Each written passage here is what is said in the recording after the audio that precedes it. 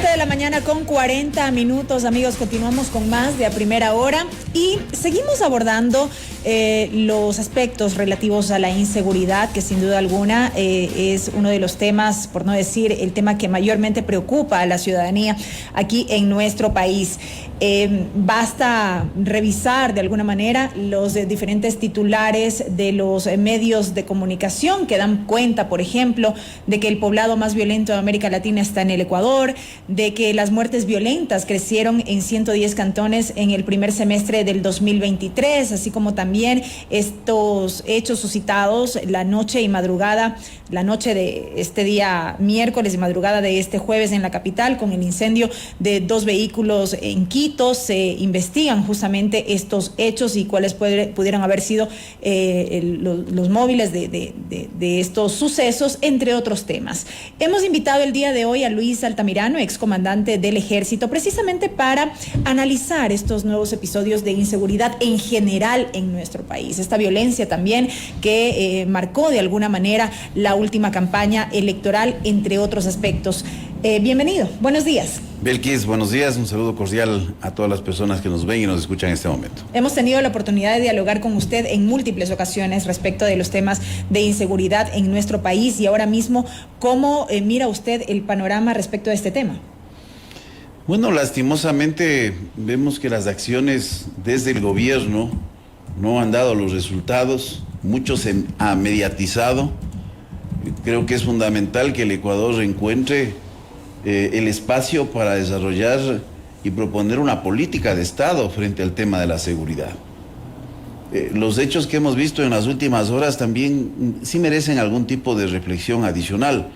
No podemos desconocer que se trata de actos terroristas provocados por organizaciones criminales, pero el nivel de preparación de estos eventos se ve que es incipiente.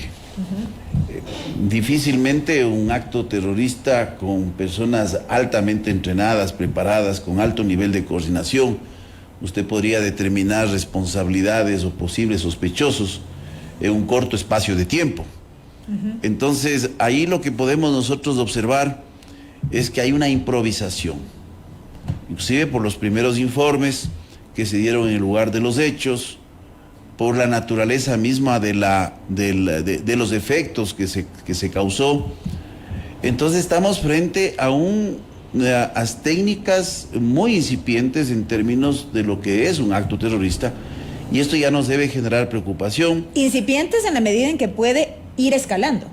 Incipientes en el sentido que puede escalar y se puede tecnificar cuando estas personas tienen contactos y enlaces con otras organizaciones en donde se pueden tecnificar, digamos así, en construir artefactos explosivos de mucho mayor impacto y sobre todo con la finalidad de eliminar la posibilidad de que puedan ser ellos detectados como posibles autores, ya sea materiales o intelectuales de estos hechos. Mire, un acto terrorista en sí, aquí hay que tener una diferenciación muy importante. Lo que pasa es que el terrorismo como fenómeno político, le digo lastimosamente, tiene esta palabra que se llama terrorismo. Entonces tendemos a veces a comprender de que el terrorismo como técnica y táctica de los grupos de crimen organizado se equiparan al terrorismo de carácter político, lo que no quiere decir tampoco que no haya vinculaciones, que no haya objetivos de carácter político intermedios en una acción del crimen organizado. Pero en cambio, en las organizaciones terroristas, sus objetivos políticos son los objetivos finales con los cuales se persigue. Y esto es importante distinguir para el diseño de una política pública que sea adecuada. Lo que es preocupante es evidenciar que estamos frente a una reacción y las intervenciones que se han venido dando en el sector carcelario. Esto también denota una ausencia completa de inteligencia. La inteligencia está para poder determinar posibles actores, posibles acciones que se van a cumplir y para alertar de forma oportuna. La investigación, en cambio, está para poder determinar los responsables de un acto que ya fue cometido, es decir, sobre un delito. Son dos ejes totalmente diferentes y están concentrados en instituciones diferentes. La investigación en lo que es la Fiscalía y la Policía Judicial como uno de los brazos de la Policía Nacional, y la inteligencia en el Centro de Inteligencia Estratégico a través de los mecanismos especialmente de Fuerzas Armadas, de Policía Nacional y lógicamente la información que se recaba de otras agencias que se encargan de la regulación de varias actividades como mineras, ambientales, de hidrocarburíferas a lo largo y ancho del territorio nacional. Pero aquí vemos una deficiencia muy enorme, no tenemos resultados. Las intervenciones en las cárceles en donde... ¿Cómo ha visto usted estas intervenciones en las cárceles? Hemos visto en este último tiempo que en efecto militares, policías han ingresado a los centros penitenciarios del país, ha habido requisas y demás, pero ¿cómo ha visto los resultados en esencia? Mire, cuando uno revisa los resultados que se dieron en las intervenciones aproximadamente de hace 15 días, lo que se nos dice no es lo que está aconteciendo al interior de un centro carcelario. Las armas que fueron encontradas en 2 ocasiones, no es que fueron encontradas por la acción del operativo, sino que fueron encontradas porque las propias bandas entregaron estos armamentos, porque al darse la rotación de pabellones, había la posibilidad de que estas armas caigan en manos del rival. Esto es grave. Es decir, dentro de las cárceles hay caletas en donde se esconde un sinnúmero de objetos prohibidos. Y tenemos unas intervenciones en donde entra Fuerzas Armadas y sale y las situaciones no han cambiado. Entonces yo con todo respeto digo las intervenciones para la foto. Entonces tenemos esta foto, una mediatización para tratar de vender este desespero de la ciudadanía. Pero no el efecto Bukele. Pero no es que en realidad haya existido un efecto positivo en cuanto a esa gestión. El problema de las cárceles parte de varios elementos. Por ejemplo, si solo vemos en el elemento sociológico, las relaciones de poder en cada pabellón, independientemente que se trate de los lagartos, de los choneros, etcétera, etcétera, está dada porque hay una estructura casi de castas. Es decir, cuando hablamos de castas, a diferencia de clases sociales, en sociología, las castas no tienen movilidad. En el estrato más bajo se encuentran lo que se conoce como los polillas. Estas son las personas que no tienen familia, son personas que dependen altamente del consumo de drogas, ejecutan cualquier trabajo que se les pida, desde la limpieza, lavado de ropa, hasta situaciones de cometer asesinato y de prestación de servicios sexuales. De ahí tenemos un nivel en donde están los que se conocen como setas y zanahorias, en donde no se vinculan a estas actividades de poder, buscan aislarse, autoprotegerse, especialmente en actividades de carácter educativo y sobre todo actividades religiosas, inclinadas más hacia el cristianismo. Pero de ahí un 40% de las cárceles está por estas bandas de combos que están liderados por los que se conocen los tíos, que son los más sanguinarios, que son los que ordenan las acciones y que estas personas son pagadas o se nutren sus beneficios de quienes están en una escala superior, que son personas inclusive de un alto nivel intelectual, que son personas que tienen vinculaciones con el crimen organizado transnacional, que se conocen como los aceitunas y porcelanas. Si usted no rompe esta estructura al interior del pabellón, hay pabellones, Belkis, que no puede entrar a la fuerza pública. Salen y le cierran la puerta, le sueldan la puerta. Y lo único que le dicen, mire, la comida nos pasa por acá, y listo. Entonces, es bien complejo porque, a más de no tener un modelo de gestión de cárceles, tenemos un sistema de gestión de compras públicas que hace ineficiente al Estado. Yo he hablado en múltiples ocasiones la necesidad de contar con un portal de compras públicas que tenga reserva, que se trate el sistema de seguridad de forma exclusiva, como lo tienen otros países. Entonces usted puede ingresar, por ejemplo, en el Perú. En el Perú todos los artículos de defensa y seguridad están en un portal muy aparte. Aquí usted puede acceder a información de procesos con una facilidad bárbara, porque a cuenta de transparencia, hoy lo que tenemos es menos transparencia. Recuerda usted el caso de los chalecos, que a la final se termina otorgando a una empresa que inicialmente el ministro decía que la empresa ganadora, después de todos estos elementos que se dieron, se iba a dar un ahorro en el orden de 6, 7 millones de dólares para el Estado, porque el presupuesto estaba en orden de 35. ¿Saben cuánto se compró los chalecos? A la final, en las resoluciones y designaciones, a la empresa que ofrecía en 35 millones. Entonces, ojalá salga el ministro a rectificar estas cosas que ha dicho públicamente. Entonces tenemos una profunda debilidad en nuestro sistema de compras públicas y de gestión de recursos financieros del Estado. General, si en efecto la realidad en las cárceles es como usted la ha descrito en este momento, yo me pregunto, ¿hay un retorno? ¿Se puede pensar en que se puede revertir todo aquello, considerando parte de lo que usted también acaba de mencionar, ¿no? Hay espacios en donde la fuerza pública no puede definitivamente ingresar, por ejemplo. ¿Hay un retorno de esto? Hay un retorno cuando seamos capaces de construir una política de Estado. Mire, me temo que el próximo gobierno no presente un plan masa de desarrollo del sistema carcelario, sino busque atender lo coyuntural durante un plazo de gobierno que es muy corto. ¿Qué nos deja el señor Lasso? No nos deja ni siquiera un plan de la visión del sistema carcelario de en mediano y peor en largo plazo. Nunca tuvimos tampoco siquiera claridad respecto del plan de seguridad nacional. Le digo, sí. Mire, yo he trabajado en el área de gestión estratégica y en esta experiencia le digo, no es fácil que usted llegue y mañana dice, vamos a desarrollar un sistema carcelario.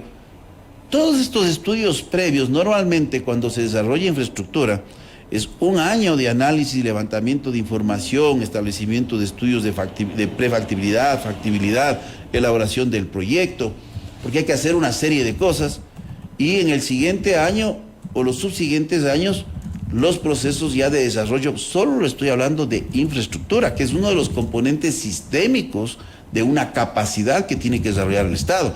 Porque otros componentes es el personal, otros componentes es el asunto de la doctrina, la forma y modelo de gestión, otro componente es la organización o estructura de cómo va a funcionar, otro componente son los recursos materiales. Pero cuando usted ve un SNAI, el sistema de cárceles, que tiene un presupuesto de 135 millones de dólares, alguien puede pensar que es mucho. Pero cuando usted toma estos 135 millones de dólares y mira que el 60 millones están en sueldos y en obligaciones de personal, de indemnizaciones, obligaciones patronales, y ve que tiene solo 30 millones de inversión y que no tienen capacidad de ejecución porque los procesos se caen, y que le quedan 35 millones para los gastos corrientes, que va desde el pago de luz hasta la compra de papel, y usted divide eso para la población carcelaria, le sale a $91 mensuales.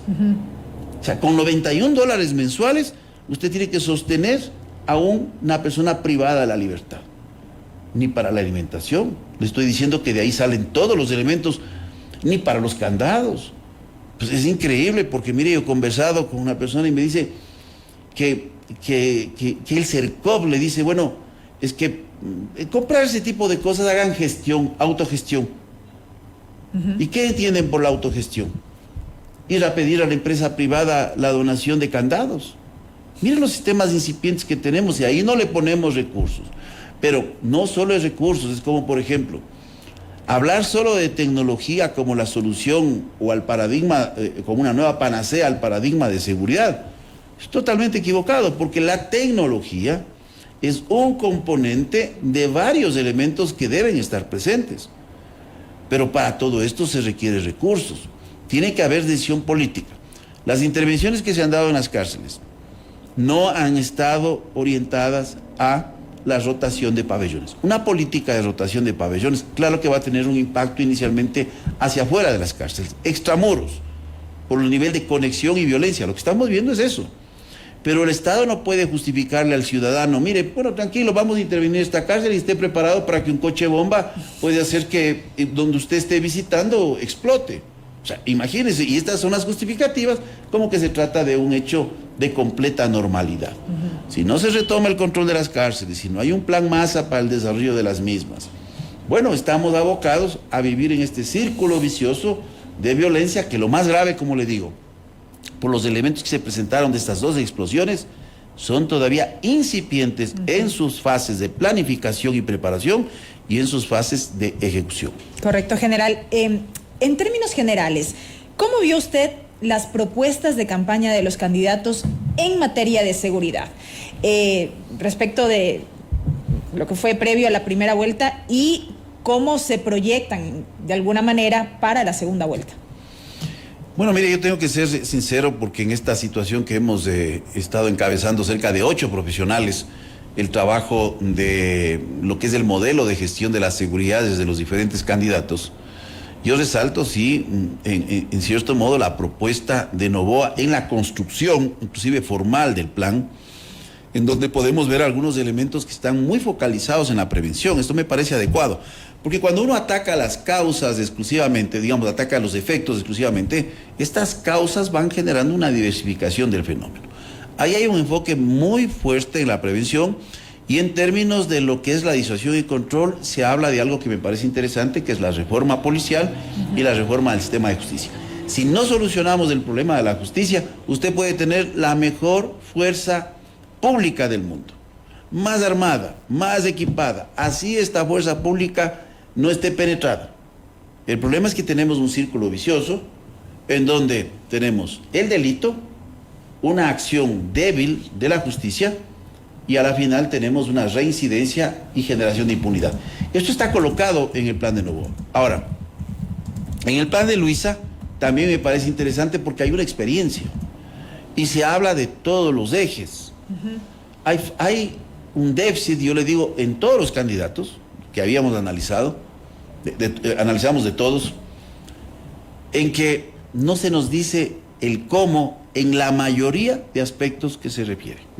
Por ejemplo, cuando se habla de una reforma policial, la reforma policial, yo entiendo que no es simplemente la colocación de controles internos. De esto ya sale en el periódico y se hacen anuncios, pero a la final seguimos teniendo una permeabilidad al crimen organizado en organismos de seguridad.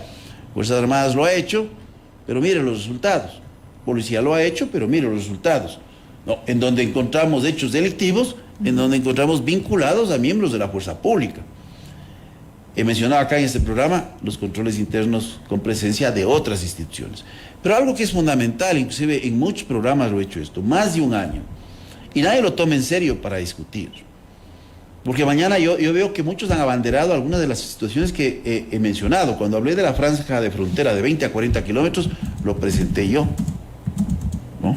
Y analizamos con un grupo de expertos. El Estado lo incluyó en las reformas recientes. Pero si usted no cambia el modelo de gestión de frontera, no va a tener resultados. En el caso de la policía, mire, ¿por qué no vamos a un modelo intermedio?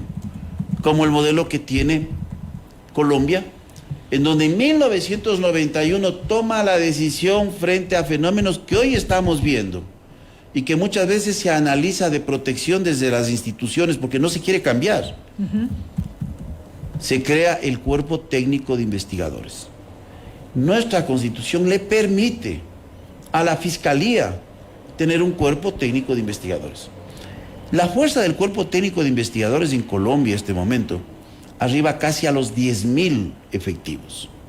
Cuando hay un proceso de investigación, los fiscales tienen la opción de que participe el Cuerpo Técnico de Investigadores o que participe la Policía Judicial que depende de la Policía Nacional de Colombia, o que se hagan equipos mixtos, porque mire, en casos que hay vinculaciones de posibilidades de injerencia política, posibilidades de que haya miembros de la institución policial o de otra institución de seguridad involucrados, mejor lo dejamos con el Cuerpo Técnico de Investigadores para evitar este tipo de situaciones. El caso León de Troya es claro. Si la Fiscalía tuviese su propio Cuerpo Técnico de Investigadores, viendo que hay vinculaciones de carácter político, bueno, el teniente coronel Erazo no estaría en este problema, ni tampoco su familia, porque posiblemente esto hubiese sido administrado y manejado por una CTI que no tenemos nosotros. Por eso digo, si no tomamos decisiones estructurales, eso se requiere valentía. Si no tomamos estas decisiones estructurales, bueno, lo dijo un gran sabio, no vamos a mencionar el nombre, dice, no, solo las personas que no tienen posibilidad de entender el mundo creen que haciendo lo mismo, así hagan más rápido, con más recursos, van a tener resultados. Haciendo lo mismo, no vamos a tener resultados porque los niveles de penetración son altísimos. Las cárceles, Belkis, y con esto termino, las cárceles, no conocemos la realidad de lo que está pasando en las cárceles, ni siquiera por la prensa. Es terrible lo que sucede. Mire, recuerde usted cuando se encontró armamento en el techo. ¿Quiénes están detenidos en este momento? En el techo de una oficina administrativa. Correcto. ¿Quiénes están detenidos? Los que trabajaban ahí. ¿Qué podía hacer usted? ¿Qué podía hacer yo que estaba trabajando ahí? ¿Sabe que existen filmaciones de que a esa área administrativa entraban en la noche cualquier PPL? Eso ya le puede dar. Y eso se va a presentar en el caso. No porque alguien pueda poner las manos al fuego por estos funcionarios que trabajaban en esa área, pero están evidenciando de que si a una área administrativa los PPLs pueden entrar en la noche, es que no hay ningún tipo de control. Sobre esta necesidad de decisión, de contundencia, de acciones estructurales que usted hacía referencia, yo quiero profundizar y ya para ir concluyendo esta entrevista, porque hasta este momento hemos hablado de manera general respecto de la seguridad en el país, la situación de las cárceles y lo que se requiere hacer, pero vemos que el día de ayer, si no me equivoco, un medio de comunicación internacional daba cuenta de la evolución de la tasa de homicidios por cada 100.000 habitantes en el Ecuador desde 2015, que iba desde el 6,4% hasta el 25,9%. Eso por un lado en cuanto a la tasa de homicidios. De otro lado, en abril pasado se difundieron los resultados de un estudio nacional respecto de la percepción sobre la seguridad entre los ciudadanos. Allí, por ejemplo, salta una cifra respecto de que 7 de cada 10 robos han sido en casas. Da cuenta de estos temas de inseguridad un poco ya más a la interna. Usted dice, se necesitan acciones estructurales y en efecto eso es lo que nos permite plantear esta necesidad de trabajar en un plan integral de seguridad. ¿Qué nos garantiza que el nuevo gobierno no va a caer en la improvisación, como usted hacía referencia al inicio de esta entrevista? Belkis, no hay garantía absolutamente de nada. Lo que sí le puedo decir es que, sin desconocer los datos que se presentan a través de este observatorio, el país, como parte de los elementos para transparentar la situación y para direccionar las políticas, tiene que trabajar en encuestas de victimización. Este dato que tenemos no deja de ser interesante, pero mire, el INEC tiene la obligación, conjuntamente con los recursos que debe destinar al Ministerio del Interior. La última encuesta de victimización en el Ecuador se hizo en el 2010, sus resultados se presentaron en el 2011. Ahí se encontró datos muy interesantes. Por ejemplo, lo que me acaba de mencionar coincide. 7 de cada 10 ecuatorianos han sido víctimas de robo en domicilios. Eso es lo que me menciona. Correcto. El problema de las encuestas de victimización es que permite determinar que ciertos tipos de delitos no son denunciados. Y esto le permite a usted, como se hace zonificado por cantones, actualizar ese mapa térmico de prevalencia del delito. Solo para que nos demos cuenta, en esa encuesta de victimización del 2011, prácticamente se denunciaba el 85% de los delitos relacionados con el robo de automotores. Entonces uno se preocupa por qué la gente no denuncia los automotores, porque muchos eran adquiridos por la izquierda, porque hablamos de automotores, carros y motos. Correcto. Pero si no tenemos estos elementos no podemos conocer la realidad, porque también esa encuesta se preguntaba cuáles eran los motivos por los cuales no se denunciaban los delitos. Uno de los motivos, por ejemplo, era el relacionado con el monto del valor robado, el otro por falta de tiempo, el otro por falta de desconocimiento, el otro por no confianza en las instituciones, tanto de seguridad como en las instituciones judiciales. Eso tiene que ser actualizado por lo menos cada 2 años, porque el comportamiento social va cambiando, porque se va formando un imaginario social frente a los eventos que están ocurriendo cada día y que son presentados de diversa forma a través de la prensa.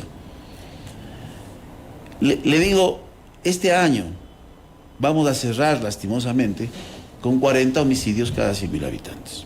El país, ahora cuando trabajamos focalizados en cantones, de cantones a municipios y ciudades, vamos a encontrar tasas de homicidios que ya el año anterior Esmeraldas estaba en el orden de 70 homicidios cada 100.000 habitantes. Hoy estamos en el orden de 80 homicidios cada 100.000 habitantes. Entonces hay áreas muy focalizadas en el país. Pero una cosa que se descuida y que no se dice son los delitos a la propiedad. Los delitos a la propiedad, porque mire, las personas que... Yo tengo mi oficina más acá de la radio. Yo vengo caminando, pero no crea que a mí no se me pasa por la cabeza que entre estas 4 cuadras que tengo que caminar, algo pueda puede pasar. suceder, correcto. Porque los delitos a la propiedad el año anterior crecieron el 23%.